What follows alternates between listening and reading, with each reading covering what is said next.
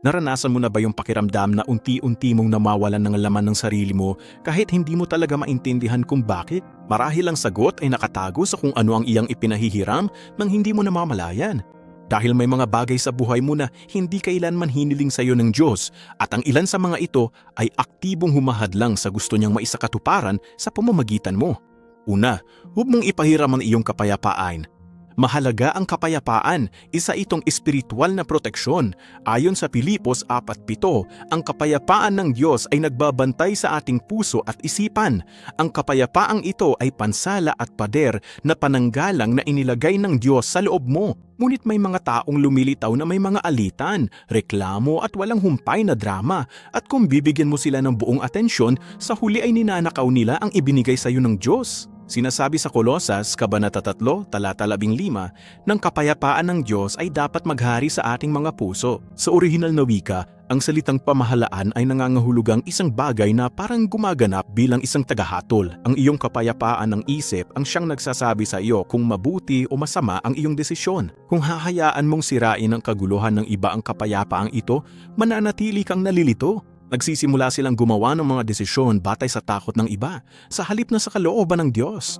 Ang mga taga-Roma, Kabanata 16, talata 17 ay nagbabala rin sa atin na lumayo sa mga taong nagdudulot ng pagkakabahabagi. Hindi lahat ng tao ay karapat-dapat na maranasan ang iyong panloob na kapayapaan. May mga krisis na hindi sa iyo at mga labanan hindi ka tinawag. Tulong, oo, ngunit hindi hanggang sa puntong mawawala mong katahimikan na inilagay ng Diyos sa iyo. Ang kanilang kapayapaan ay hindi matatawaran. Pangalawa, huwag mong sayangin ang iyong oras ng walang pag-unawa. Sabi sa Efeso Kapitulo 5, versikulo 16, gamitin ang bawat pagkakataon dahil ang mga araw ay masama, hindi anli ang oras. Ito'y espiritual na yaman at taning pera sa mundong ito na kapag nagastos na ay hindi na maibabalik. May mga taong nabubuhay sa gitna ng patuloy na pangangailangan, ngunit hindi lahat ng emergency ay kanilang responsibilidad. Ang tinatawag ng iba na isang emergency ay kung minsan ay resulta lamang ng kakulangan ng pagpaplano at disiplina. Maraming taong tinulungan ni Jesus, ngunit hindi kailanman isinasakripisyo ang kanyang misyon. Alam niya kung kailan dapat lumayo upang manalangin, kung kailan dapat tumanggi, kung kailan dapat umalis sa karamihan upang magtuon ng pansin sa kanyang mga disipulo. Kung hindi mo kayang pamahalaan ang sarili mong oras, iba ang gagawa nito para sa iyo. Pupunuin mo ang iyong schedule ng iyong mga prioridad, problema at mga pang-abala at kadalasan ay sasayangin mo ito. Sa tuwing sasabihin mong oo sa isang pang-abala, sinasabi mong hindi sa gawaing ibinigay sa iyo ng Diyos. Ang oras mo ay ang buhay mo. Huwag mong ipahiram ang mga ito sa mga taong hindi nakakaintindi ng halaga nito. Pangatlo, huwag mong pakinggan kung kani-kanino ka na. Sinasabi sa Kawikaan, Kabanata 18, talata 8, na ang mga salita ng tsismis ay parang masasarap na pagkain, ngunit tumatagos hanggang sa kaibuturan ng kaluluwa. Sa unang Korinto, Kapitulo 15, versikulo 33 ay sinasabing, ang masasamang kasama ay sumisira ng mabubuting ugali. Hinuhubog ka ng iyong naririnig. May mga taong puro reklamo at negatibong tsismis lang ang dala. At kung ikaw ay magiging palagian nilang tagapakinig, ang mga binhing ito ay mag-uugat sa iyong sariling isipan. Magsisimula kang makakita ng iba na may parehong kapaitan na ginagamit nila sa pagsasalita sa iyo. Magsisimula kang magduda sa kabutihan ng Diyos dahil ang iyong paligid ay puno ng pesimismo. Hindi sila basurahan para sa emosyon kung saan itinatapon ng iba ang kanilang pagkakalason. Ang pakikinig ay isa ring paraan upang mabuksan ang mga espiritual na pinto. Hindi nakapasok ang mga tao ng Israel sa lupang pangako dahil nakinig sila sa 10 espiya na nadala ng mensahe ng takot at pagkatalo. Ingatan mo ang pumapasok sa iyong mga tenga sapagkat iyon ang magtatakda kung ano ang lalabas sa iyong puso. Hindi lahat ng boses ay karapat-dapat na mapakinggan mo. Pang-apat, huwag mong ipahiram ang iyong bahay ng walang karunungan. Ang bahay mo ay di lang pisikal na lugar, kundi espiritual na kapaligiran. Sabi sa Josue, Kapitulo 24, versikulo 15, para sa akin at sa aking sambahayan, maglilingkod kami sa Panginoon. Ibig sabihin nito'y kaayusan, hangganan at banal na proteksyon. Ang tahanan ay dapat mong santuaryo kung saan ang pamilya ay nagpapahinga, nagpapasigla at sumasamba sa Diyos. Sa 2 Juan Kapitulo 10, may babala na huwag patuloyin sa bahay ang sinumang walang tamang aral. Hindi ito pagtanggi at hindi rin kawalan ng pagmamahal. Ito ay estratehikong proteksyon. Hindi lahat ay dapat magkaroon ng access sa iyong pinaka-intimate na espasyo. May mga taong may taglay na mabibigat na kapaligiran, mga nakatagong intensyon o mga mapanirang gawi. Dahil ang mga bagay na pumapasok sa kanilang bahay ay nakaka-impluensya sa mga bagay na nananatili rito. Alalahanin ang kwento ni Haring Hezekias na nagpakita sa mga taga-Babilonya ng lahat ng kayamanan ng kanyang bahay upang mapaluguran sila. At dahil sa kapabayaang ito, nawala sa kanya ang lahat.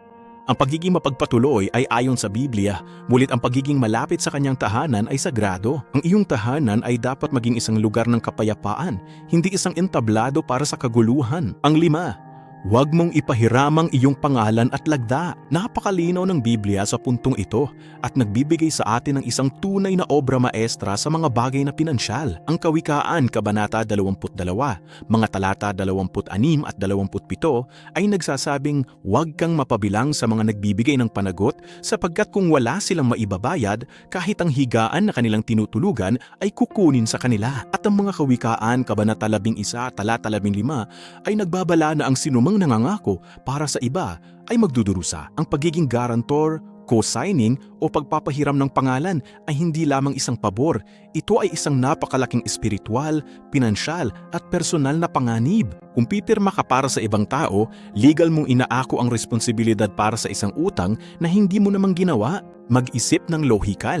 Kung ang isang institusyong pinansyal na ang trabaho ay suriin ng panganib ay nagpasya na ang kaong ito ay hindi karapat-dapat sa kredito, bakit mo ilalagay sa panganib ang mga ari-arian ng iyong pamilya? Marami kang ibang paraan para makatulong, ngunit hindi matalinong isa panganib ang iyong kinabukasan, ang iyong kapayapaan ng isip at ang pangangailangan ng iyong pamilya dahil sa mga desisyon ng iba. Ito ay kapabayaan. Hindi ka tinawag ng Diyos para pasanin ang kawalang responsibilidad ng iba. Ingatan ang iyong mabuting pangalan dahil isa ito sa iyong pinakamahalagang yaman. Ang 6, huwag mong ipahiram ang iyong pera ng walang karunungan. Itinuturo sa atin ng Biblia na magbigay at maging bukas palad. Sinasabi sa Lucas Kapitulo 6 versikulo 35 na magpahiram ng walang inaasahang kapalit, ngunit nagtuturo rin ito ng maayos na pangangasiwa. Sinasabi sa Roma Kapitulo 13 versikulo 8, huwag kayong magkautang ng kahit ano kaninuman. Ang tulong ay dapat ibigay ng may kalinawan, may mga limitasyon at may responsibilidad. Ang pera ay may kapangyarihang mabilis na sumira ng mga relasyon. Sinasabi sa mga Kawikaan, Kabanata 22, talata 7, na ang may utang ay alipin ang nagpautang. Kapag nagpapahiram ka ng pera sa isang kaibigan o kapamilya, nagbabago ang relasyon ninyo. Hindi na sila basta-basta pamilya. Ngayon ay merong isang nagpautang at isang may utang. Nagiging hindi ka nais-nais sa mga pagpupulong at nayayanig ang tuwala. Kung gusto mong magbigay ka ng kusang loob at bukas palad na parang sakripisyo o regalo mula sa iyong puso. Alam mong maaari hindi na ito bumalik.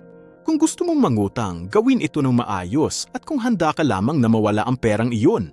Pero huwag mong ilagay ang sarili mo sa sitwasyon kung saan ang sarili mong katatagan sa pananalapi ay nasisira ng mga desisyong nakabatay sa emosyonal na pagkakasala. Ang pagpopondo sa kawalan ng disiplina ng iba ay hindi nakakatulong. Bahagi itong may kasalanan sa kanilang pagwawalang kilos. Ang pagiging bukas palad na walang karunungan ay laging nagiging problema. 7, huwag mong ipahiram ang iyong emosyonal na enerhiya. Sinasabi sa Galatia, Kabanata 6, talata 5, na ang bawat isa ay magdadala ng sarili niyang pasanin. Oo, binabanggit din sa Biblia ang pagtutulungan sa mga pasanin. Ngunit may malaking pagkakaiba ang pagsuporta sa isang tao sa isang krisis at ang pagbubuhat sa isang tao habang buhay. May mga taong palaging kailangang iligtas ngunit ayaw talagang magbago.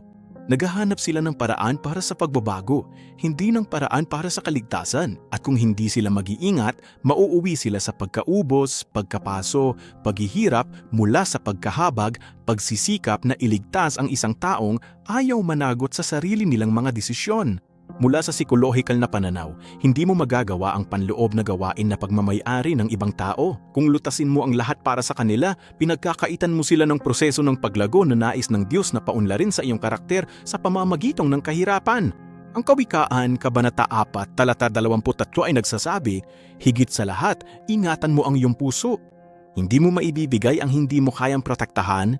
Kung sasayangin mo ang iyong emosyon sa pagsisikap na ayusin ang lahat, wala ka nang maibibigay pa sa iyong pamilya o kahit sa iyong sarili. Ulong o peruhot ng maligaw sa proseso. 8, Huwag mong ipagkaloob ang iyong tungkulin.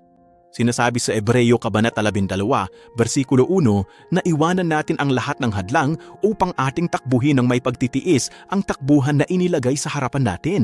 At sinasabi sa Lukas Kabanata 9, talata 62 na ang sinumang humawak sa araro at lumilingon ay hindi karapat-dapat sa kaharian ng Diyos.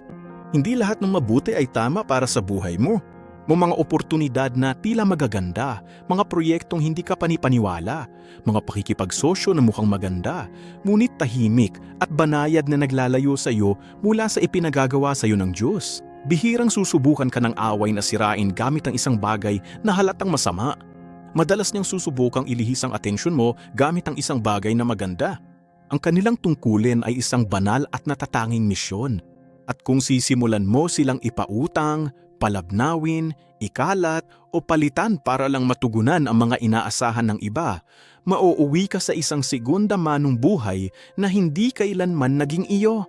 Gaya ni Esau na ipinagbili ang kanyang karapatan bilang panganay kapalit ng isang simpleng mangkok ng lentehas. Huwag mong isakripisyo ang iyong pangmatagalang panawagan para sa panandali ang palakpakan. Hindi ka tinawag ng Diyos para gawin ang lahat ng bagay o para palugdan ang lahat. Tinawag ka niya upang gawin ang eksaktong itinakda niya para sa iyo. Hindi problema ang pagtulo. O problema ay ang pagtulong ng walang kakayahang makaunawa. Dahil kung ipapasa mo ang ipinagagawa sa iyo ng Diyos, hindi ka nagiging mabait. Abaya sila, hindi lahat ng bagay ay dapat ipahiram, hindi lahat ng bagay dapat ibigay. Hindi lahat ng bagay dapat i-share. May mga bagay na ibinigay sa iyo ng Diyos para pangasiwaan, hindi para ibigay. At kung mauunawaan mo ito ngayon, ang iyong kapayapaan ay magiging mas malakas, ang iyong buhay ay mas maayos, at ang iyong landas kasama ang Diyos ay magiging mas malinaw. Huwag kalimutang mag-subscribe sa aking YouTube channel para makatuklas ng mas marami pang content na katulad nito.